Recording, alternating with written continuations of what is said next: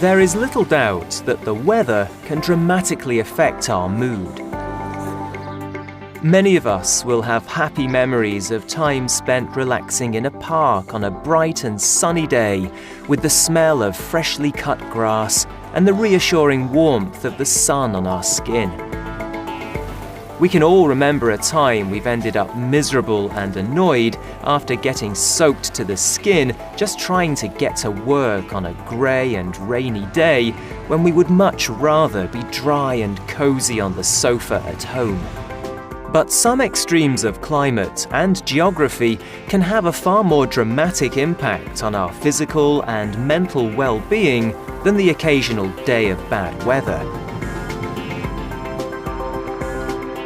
Few of us can even imagine what it is like to live in shadow, not seeing the sun outside our window for nearly 6 months every year. But this is the reality of living in the small town of Rjukan in the Telemark district of Norway. For Rjukan, the problem is not simply its climate, although the average temperature in the winter rarely exceeds -5 degrees Celsius, with fewer than 6 hours of sunlight a day in mid-December. It is the result of the town's geography.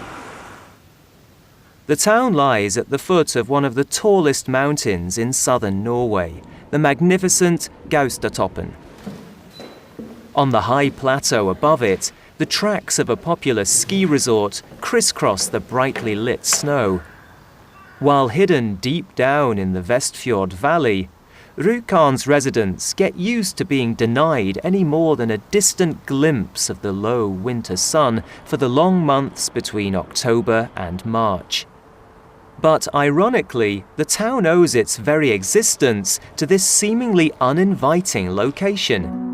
It was founded in 1908 by the industrialist Sam Eade, when his company, Norsk Hydro, built the world's largest hydroelectric power plant at the site of the 104-metre Rjukan waterfall.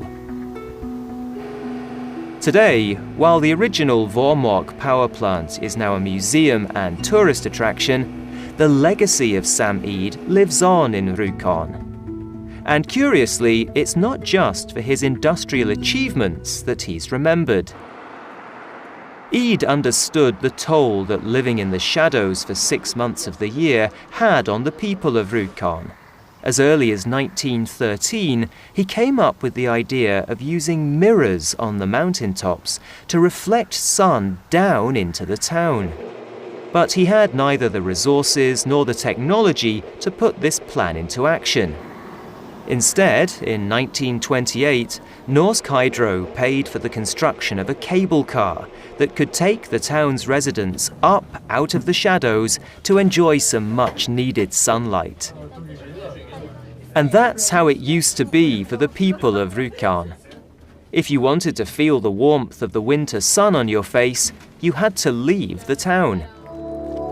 That was until 2001, when the artist Martin Andersen decided to revisit Eade's original sun mirrors idea with cutting-edge technology. 12 years later, 3 17-square-meter glass mirrors finally sat on the mountainside, high above the town. Today, controlled by a computer in Germany, they follow the path of the sun and reflect its rays into Rjukan's town square. The artificial sunlight that illuminates the benches far down in the valley is only 20% less intense than the actual sun. Bringing the light back to the town was a costly and slow process. Not everyone thought that a small patch of sun was worth the $500,000 it took to build the mirrors. But seeing faces brighten as they step into the sunlight makes it seem like a small price to pay. Teachers bring their students to eat their lunch in the sun, and older people come to relax and chat with friends. The difference the sunshine makes is magical.